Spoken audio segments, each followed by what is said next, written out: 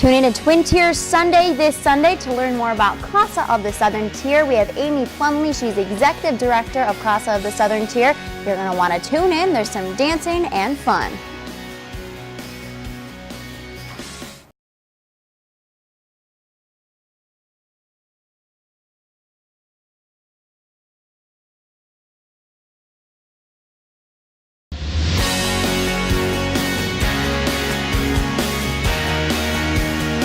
You're watching Twin Tiers Sunday with Jennifer Sheahen.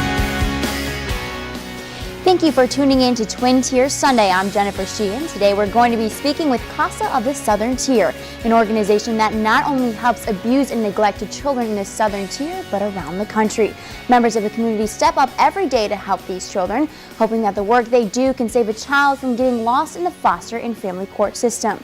To the children, these men and women who help are superheroes. Last weekend, Casa held a Zumbathon to not only dance, but raise some money as well. Take a look.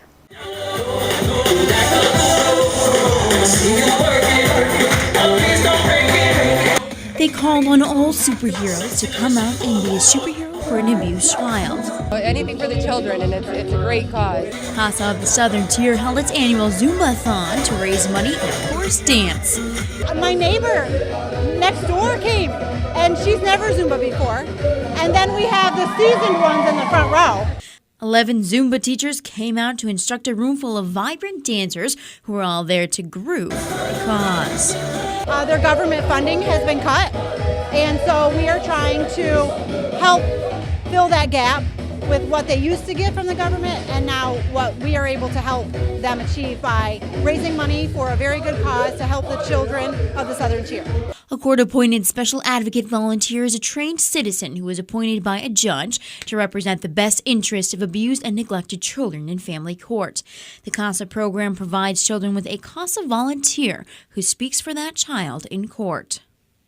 Research suggests that children who have assigned CASA volunteers tend to spend less time in court and less time within the foster care system than those who do not have CASA representation. A place that helps kids find families. Judges have also observed that CASA children have better chances of finding permanent homes. The 3-hour-long event included a costume contest and giveaways, but everyone walked away a superhero. Casa Crusaders! Well, I hope you enjoyed that as much as we did. Me and Kelly had a wonderful time there. Kelly Meyer, of course, from Good Morning Twin Tiers. And now we have Amy Plumley, Executive Director of Casa of the Southern Tier. She joins me today. How you doing? Thank you for having us. Of course. It was a wonderful event last weekend. Why don't you go ahead and tell us a little bit about the Zumbathon? Well, it was our second annual Zumbathon, and we decided to do it again because, well, the first one was so successful and so much fun that we decided what better way to kick off the new year and bring people out. That is wonderful. How many people showed up to the Zumbathon? Do you have like kind of a roundabout number? Well, we had 156 registered. Wow. So on the registration sheet, so I would say there was definitely 200 in the room with all the help. So that's wonderful. How much money was raised then? We're right now just over $5,000. Wow, from the one event? Yes. Holy cow, that's awesome. Now, how long were people dancing for? Some came for the whole 3 hours. Some came for, the first hour or joined us the second hour. So it was really up to them how long they wanted to stay for and so forth. That's wonderful. Now, why did you choose a Zumbathon, not something else to do to raise money? Well, dancing is fun, and it's something we could include the kids in on, and we have a wide variety of friends of Casa that are Zumba instructors and so forth. So really we wanted to utilize our program network and have something fun for the community to do. All right, and then what was some of the feedback from the people attending the event? Well, the feedback is still coming in, but people have said that the energy level was great, that they had a lot of fun. There was a lot of sensitivity to kids in the room and so forth, and overall that they had a great time. That's wonderful. Now, the Casa Crusaders, I believe your daughter is on that. Why don't you tell us a little bit about their little group of friends and kind of what they do? Well, the Casa Kid Crusaders is a group of girls who went out and found donations for their team, and they were there the entire 3 hours. They were a little intimidated at first, but they slowly made their way right up to the front, and they raised over $500 for Casa. That is wonderful. Let's see, what were some of the costumes that kind of came in to the event? Oh, we had a variety from, well, one of our costume winners was a little boy who was Captain America. That's right. We had some custom designs. We had Wonder Woman, we had Supermom, and Spider-Man, well, Spider-Woman. So, you know, people really were able to design their own. We had a lot of people who really utilized their Zumbathon t-shirts that we gave them, and so we had a lot of Batgirls in the room. That's wonderful. Now, tell me a little bit why you chose superhero as a theme. Well, abused and neglected children really need superheroes. You know, every child needs a superhero, but for an abused or neglected child, you know, they really need someone who's going to go that extra mile for them. And so it's a theme we're using throughout the year. And we have our superhero run again, will be our second run in September. And so we just really feel that everybody has the opportunity to be a hero for a child. No, that's wonderful.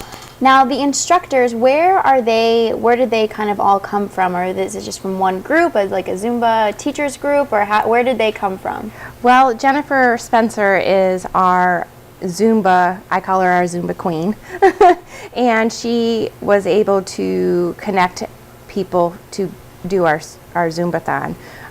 They come from a variety of different locations. I know we had some from Snap Fitness, as well as Jennifer's from the YMCA, and she just literally has a group that have contacted her and have been interested, and she tries to get a variety involved. Definitely, yeah. They were all very, very excited to be there and kind of help out and everything like that. Any upcoming events that we need to know about? Well, we have our fashion show that'll be coming up this spring, and then we also have a training coming up.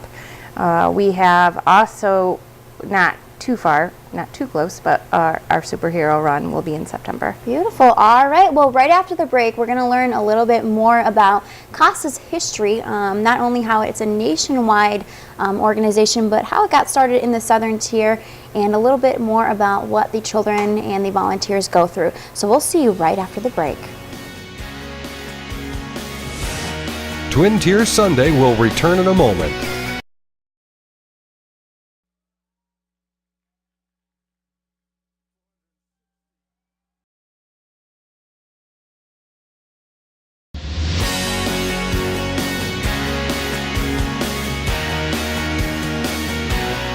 Welcome back. We are here with Amy from Casa of the Southern Tier. Now, for this part of the show, we're going to kind of learn more about the history of Casa, how they got started, what the volunteers and even some of the children go through. So why don't you tell me, what is Casa? CASA stands for Court Appointed Special Advocates.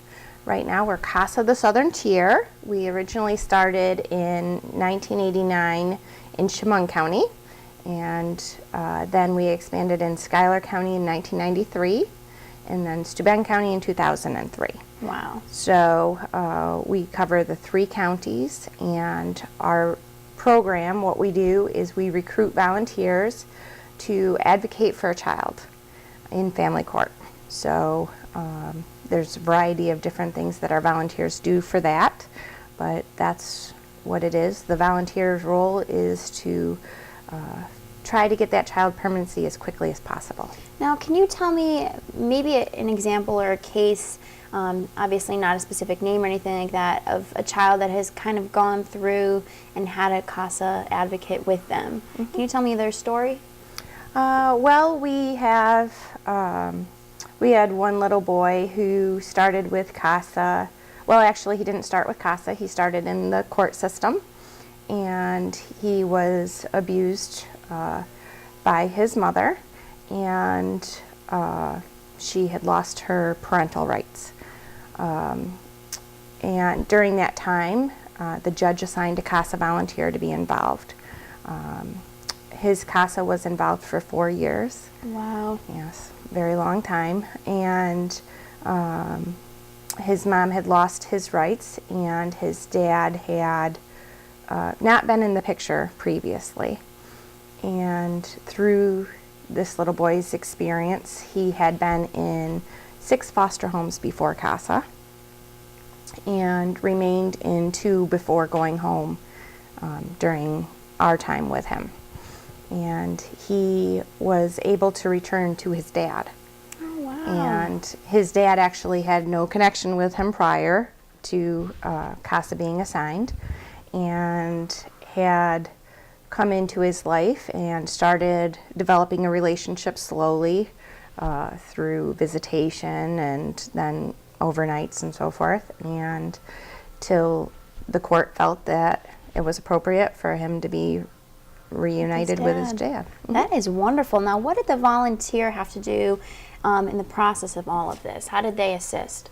Well, the volunteer in this particular case, really, this child had been placed out of county, and the volunteer visited this child every single month, no matter where he was placed.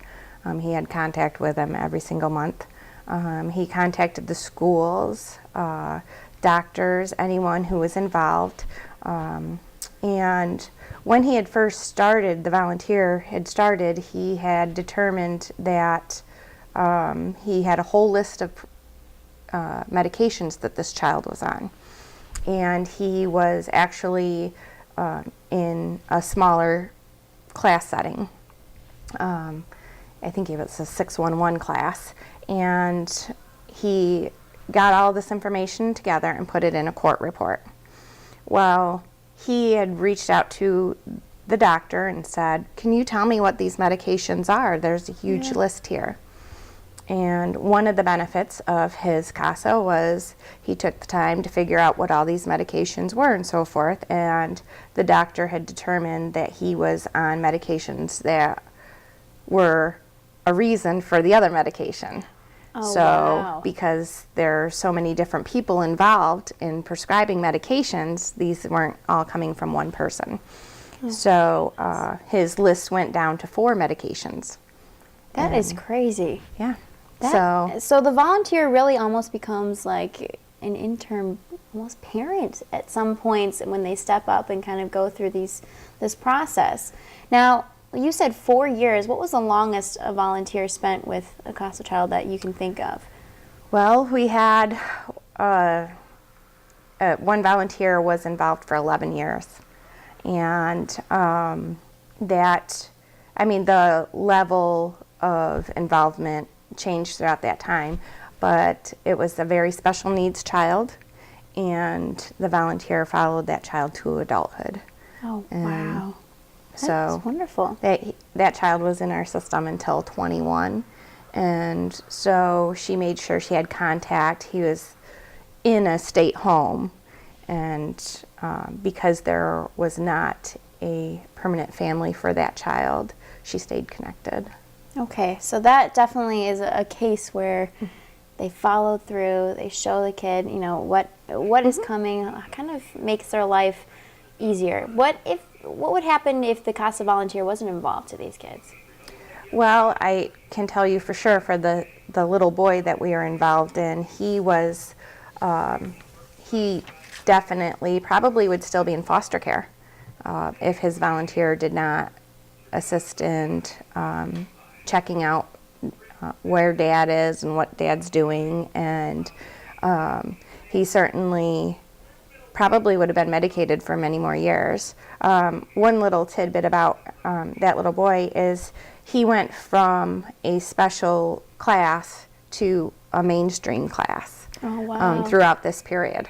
So, and that could have had a lot to do with medications he was on and moving from place to place and so forth. That's great. So. That is wonderful. Now, it says here on your website that judges even give high marks to Casa volunteers. Why is that? Well, Casa volunteer is a neutral individual who can go out there and just provide the facts. And there's a lot of players in the court system and so forth, and they all have a very specific role where a Casa volunteer can bring that all together and is not judgmental of any party or any situation. And just make sure that all of the information is one report, and it can be having feedback from the attorney, from the child, from the caseworker, from the foster parents, and from the parents and so forth. It's all together in one written report so that the judge has all that information. Okay, now how did Casa, I don't know if you can answer this or not, how did it originally get started as a nationwide kind of effort? Why was it set up in the first place? Well, in 1977, Judge Sukup in Seattle, Washington, had determined that he was making lifelong determinations for these children with limited information. And so he started recruiting colleagues and so forth to start reaching out and gathering more information. And that spread like wildfire, and here we are today. That is wonderful. Now we have it in the Southern Tier. It is all over. And if you want to become a volunteer, in the next segment, we're going to tell you how you can do that, what the process is like, and stay tuned because it's going to be interesting. We'll see you right after the break. Twin Tier Sunday will return in a moment.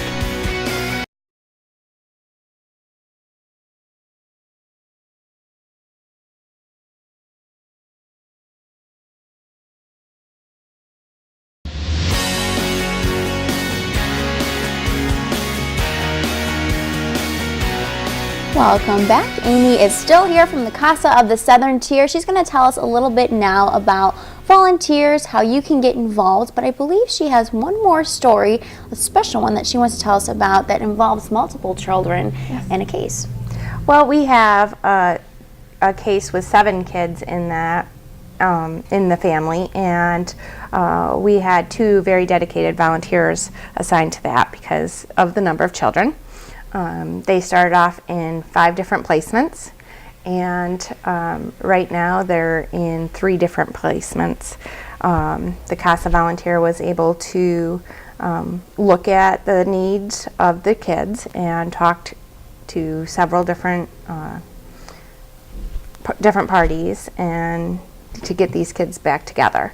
Oh, wow. So they all ended up back together. Yeah. That's wonderful. The only sustainability that they have in themselves and consistency is within their siblings.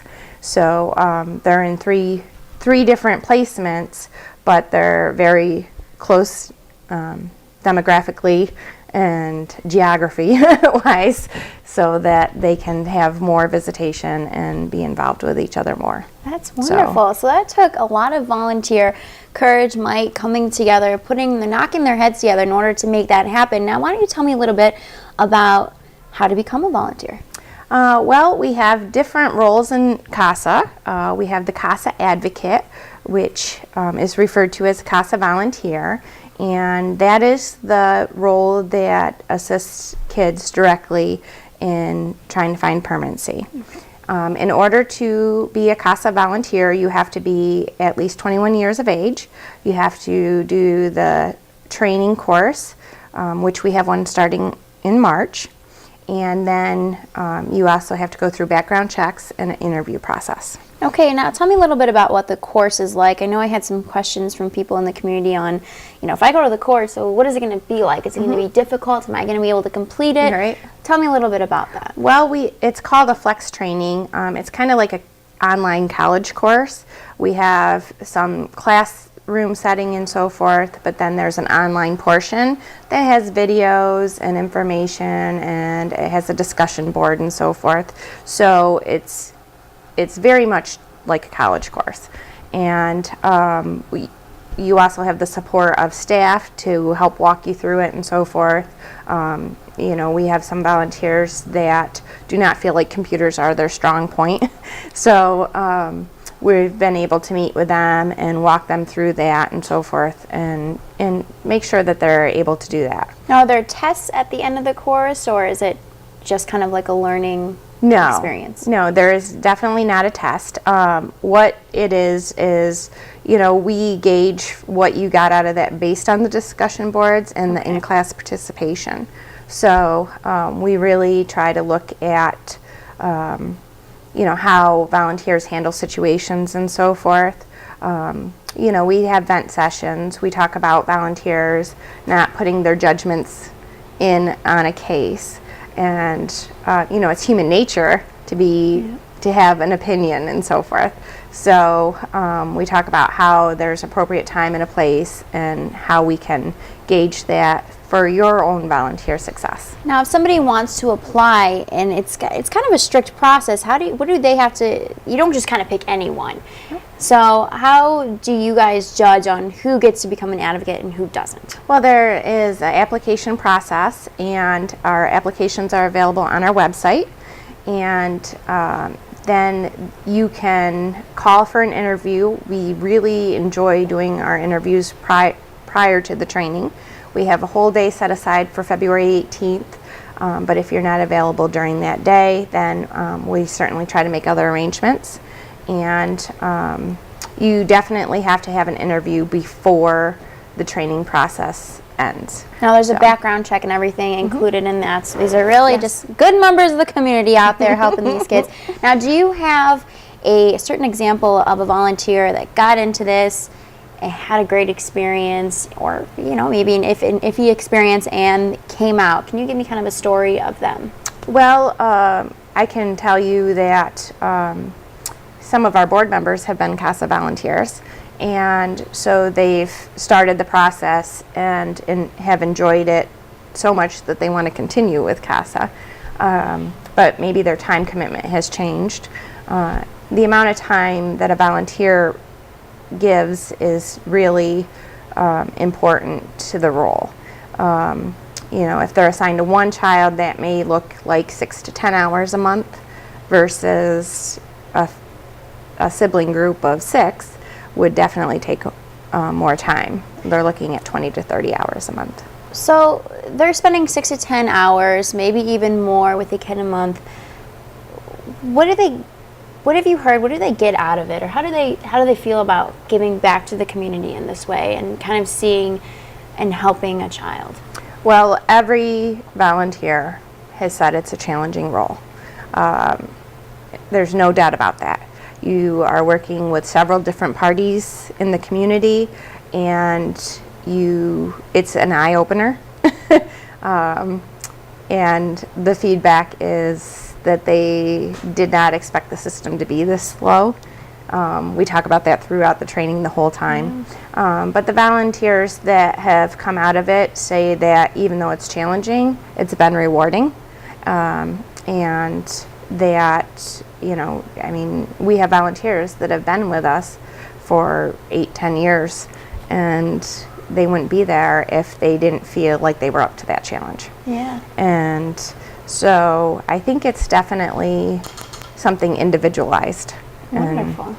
See, so it's worth a try. So I know that there's a lot of people out there that want to go out and try this, and even just put in an application and say, you know what, let me help a kid. So what we're going to do is I'm going to pull up a screen now here for you. If you're interested in taking a class, you first have to submit an application. Yes. Where can they do that? They can do that right on our website. The application is available there. It's www.casasoutherntier.org, and you can print that off. You can email it. It does require a notary for the background checks, but definitely pull that up, and it has more information about the job description and stuff on that, so you can learn more about it. Perfect. And if all that goes well for you, then they have the training courses. There will be an online training course. When is that? March 3rd? It starts on March 3rd. Okay. That is a combined online and in class. Okay, and then the interviews will be February 18th at the Big Flats Community Center at 9 a.m. They'll work with you if you can't make that. And then the training sessions are Tuesday, March 11th, March 18th, March 25th, April 1st, and April 8th. There's all different times there. They're all at the Big Flats Community Center, easy to get to if you live in the southern tier. So please go out, learn about it more. If you want to volunteer, they encourage you. They need the help. It's an amazing organization. Thank you so much for joining me today, Amy. I hope you enjoyed your time here on this wonderful Sunday, of course. And yesterday they had the Dancing with the Stars. Absolutely. So hopefully the outcome of that is good. This is pre-recorded. I'm sure you guys all know that. So we're going to find out, today we'll all be celebrating or crying. We'll tell you later on Monday. All right. Thank you so much, Amy, for coming in. Thank you for all your support. Everybody at home, have a wonderful rest of your weekend. We'll see you on Monday.